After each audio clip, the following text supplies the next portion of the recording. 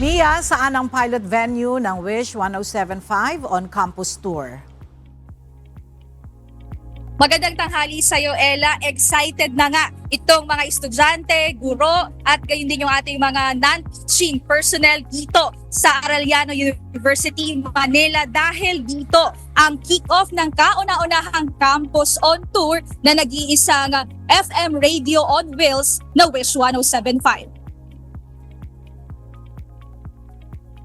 Sa ilalim ng bagong branding na Wish 1075 on campus bus sessions, layunin na mabigyan ng academic break ang mga estudyante sa pamamagitan ng paghahatid nitong live performances sa pakikipag-ugnayan ng KDR Music House sa Wish 1075.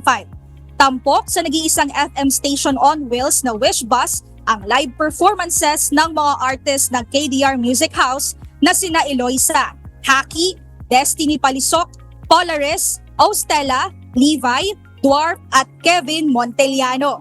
Ang Wish 1075 on campus ay bahagi ng misyon nitong mailapit ang world-class Filipino talent sa mga kabataan. Gayun din ang pagkakaroon ng creative outlet para magkaroon ng panandaliang academic break para sa mga estudyante.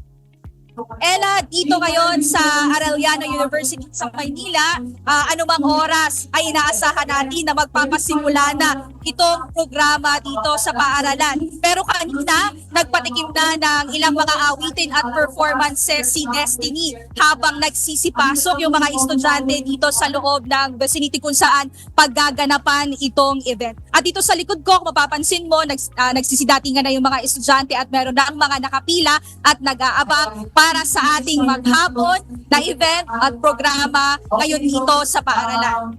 At yan muna ang update mula dito sa Arellano University. Balik sa iyo, Ella. Maraming salamat, Mia Alonzo.